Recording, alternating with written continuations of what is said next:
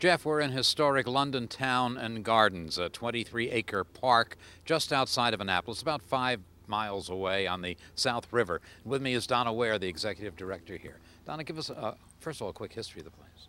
Okay, Historic London Town and Gardens, as you said, is a county-owned park, and it's operated by the nonprofit foundation, the London Town Foundation. And we do a lot of programming. What we do is we feature history, archaeology, and horticulture, all in our 23 acres. And so if you're interested in colonial history or participating firsthand in an archaeological excavation, you can come here. We have beautiful 8-acre woodland garden that you can wander. There's about a mile trail through the garden, and you just see beautiful botanical collections.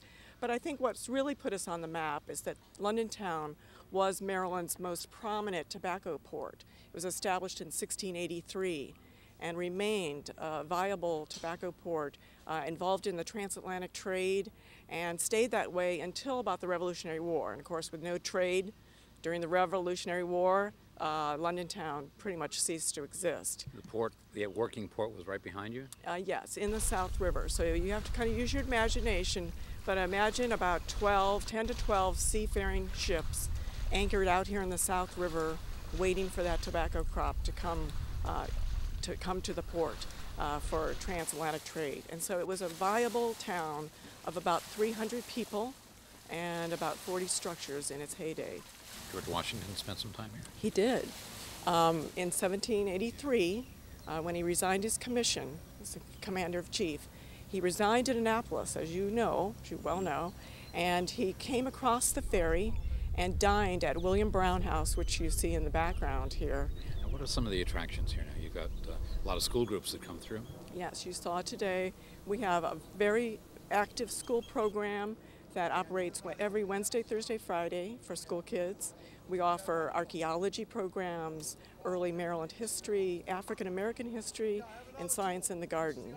And we have kids coming from all over the Washington, Baltimore region, and 60 to 90 kids each day, and they have a hands-on experience learning about history. Now, tell me about some of these structures. That's quite a brick house behind us. Yes, that's what's called the William Brown House. It was built in 1760 by William Brown as an upscale urban tavern.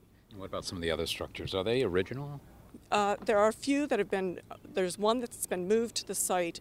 It was a tobacco barn owned by the Dorsey family, built about 1750. That was moved here in the 1970s.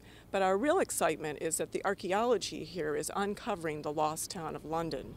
And so we are in the process of reconstructing some of those historic buildings. And so we've reconstructed the Lord Mayor's tenement. The carpenter's shop is just about finished, and we will, in the future, be reconstructing the Rumney West Tavern. So they all date from the early 1700s. Donna Ware, the executive director of Historic London Town and Gardens in Anne Arundel County. Jeff, back to you in the studio.